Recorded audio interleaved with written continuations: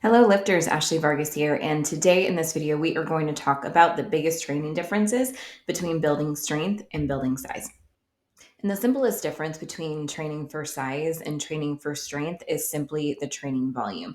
So hypertrophy, which is training for volume, simply requires the muscles to be under stress for a longer period of time. So that is going to include more sets within a given muscle group and more reps within a given muscle group.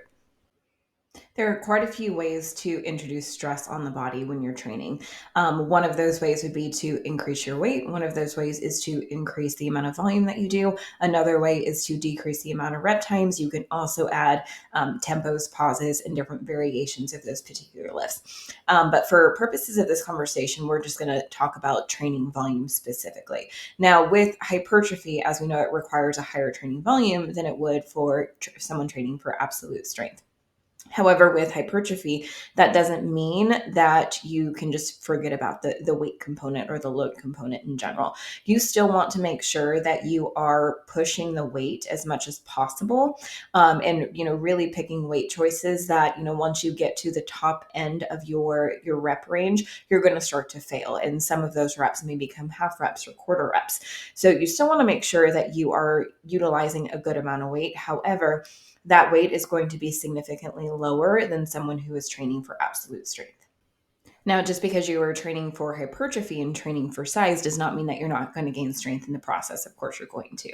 So, of course, as the muscle grows, you're typically going to build strength. However, if you take bodybuilders who have so much body mass on them and compare them to powerlifters are typically, and I'm saying this in a general sense, are going to be stronger when it comes to that true one rep and that true test of strength, especially when you take into account body weight versus weight lifted.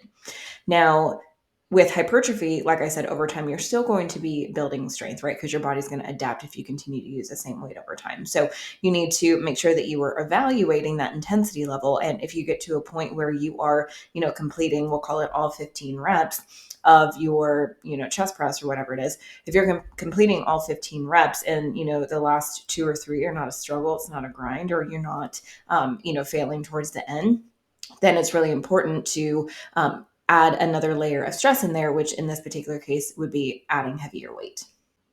To build absolute strength, you're still going to need to put stress on the body. However, that stress is going to be placed a little bit differently. So, as I mentioned before, with training for true strength, we are going to significantly reduce the amount of training volume. However, we are significantly increasing the amount of weight that we're going to be working with. So, strength programs and hypertrophy or muscle building programs are structured fairly similarly. So, you're going to have your primary lift, and then you're also going to have your accessory movements that are going to be aiding you in that particular lift. However, we are going to drastically cut the amount of sets and the amount of reps that we're going to do for those accessories in a strength-based program. In a strength-based program, your percentage is going to be somewhere around 80 to 90% of your one rep max, with your total reps being somewhere in between 10 and 20.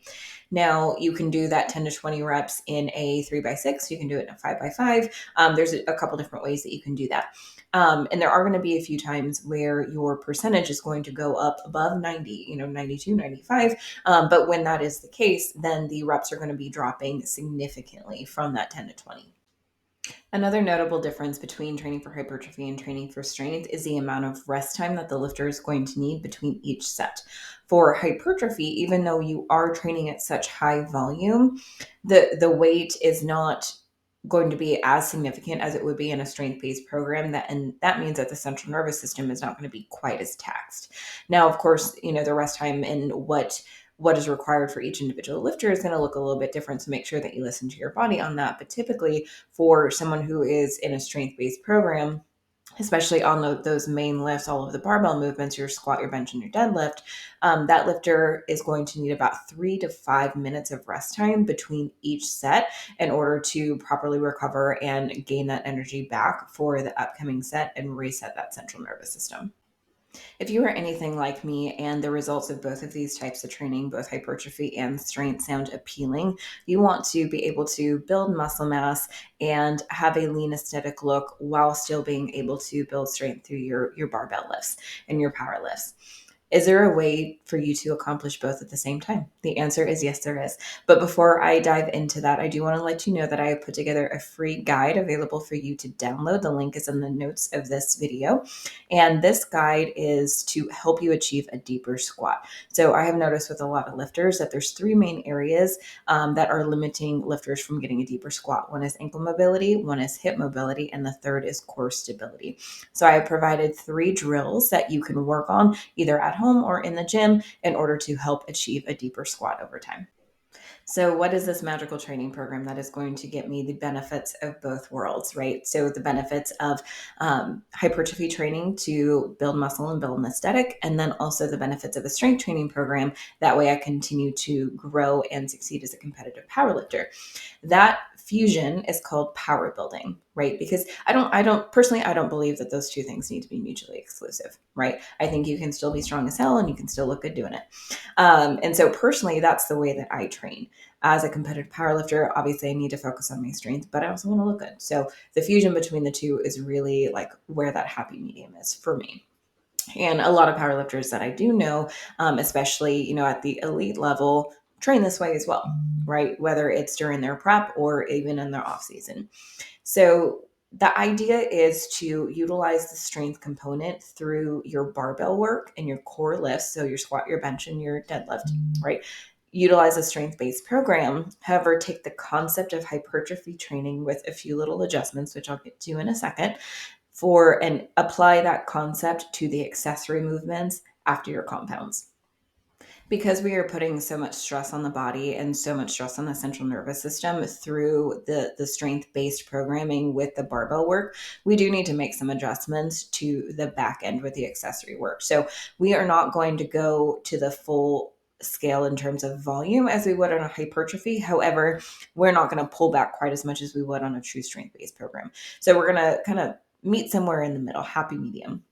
So, like I said before, typically for a hypertrophy, you're going to go somewhere between like 15 to 20 reps per set, with your last, couple of reps probably being failures or probably being, half reps or quarter reps. Now, because of the amount of stress that we've already put our body under through that training session with the barbell work, we can't possibly do that. So increasing the amount of weight that we were using for our accessory movements more so than what we would for a hypertrophy based program. So increasing the weight, but scaling those reps back to somewhere between like 8 to 12 is typically the happy medium. So really the type of program that you choose is really going to be dependent on your goals. If you are solely just focused on the aesthetic and building muscle mass, hypertrophy is great for you. If you are solely just focused on how much you can pick up off the floor, then a strength-based program is going to be best. If you want a fusion between the two, then power building is a great option. However, regardless of what type of training that you choose, there are going to be blocks of each within each type of training, if that makes sense. So when you are on a strength-based program, you are going to have a block of true strength. You are going to have a block of hypertrophy. You're going to have a block of, mobility focus work or technique focus work. It's not going to be the same every single training block, and it shouldn't, because you need to have those different stimuluses and those different types of rep ranges and sets and all of these different variations in order to prevent very quick adaptation. And just because you are on a strength-based program doesn't mean that you don't need to put on muscle mass, because obviously if you have more muscle mass, it's obviously going to aid in your strength. I hope you found value out of today's video. If you did, please subscribe and share with your fellow lifters. And I would love to hear in the comments your thoughts on the concept of power building. Is it something that you've tried? How did it work for you? Love to know your thoughts. Make sure to leave a comment below.